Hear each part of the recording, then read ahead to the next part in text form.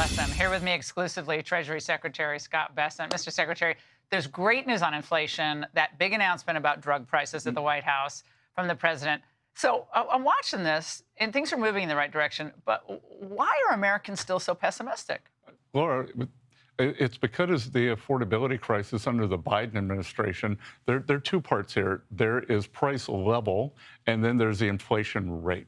And the price level just got out of control during the disastrous 4 years of Biden. So stated consumer price index was up about 22%. Wall Street firm called Strategas has something they call the common man index, which is what do working class families buy? Groceries, rent, insurance, cars, used cars. That was up about 35%. So that big price level. Then there's the rate of change. And as we saw this week, President Trump, the whole administration have been working hard to bring down the inflation level. On a trailing 3-month basis, inflation is now 2.2%. 2.2%, which is moving towards the Fed's 2% target. So the Journal reported on all the deluge of economic news that came out. A lot of it was delayed, as you said the last time you were on the show, because of the shutdown. So inflation down, but unemployment ticked up a bit to like a 4-year high in November. Earnings growth slowed, still going up, but slowed a little bit. So the argument they're making is that unemployment numbers they're not due to inflation here. So what's happening?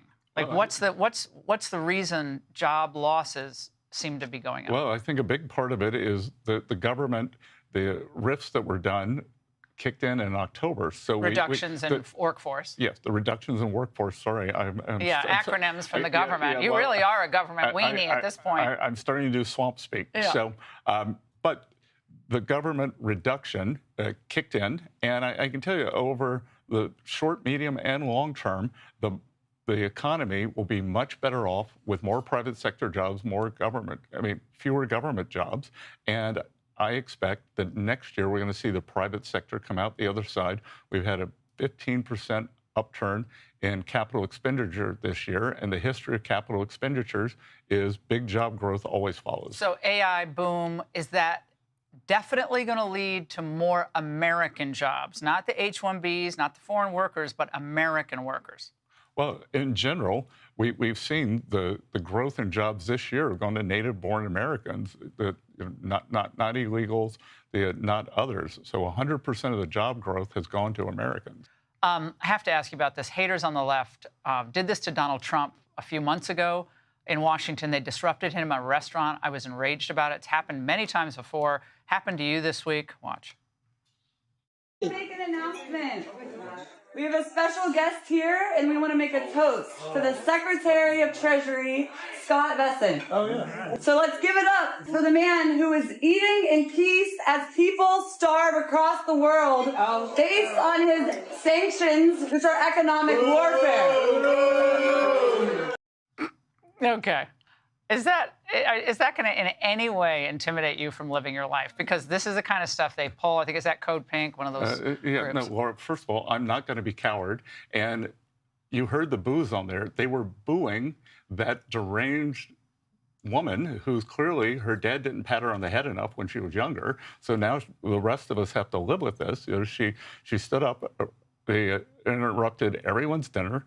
I wasn't that sad to be interrupted because the food wasn't very good at the restaurant. And it was also clear that the restaurant owner was in on it with her, that it was a setup. So don't worry.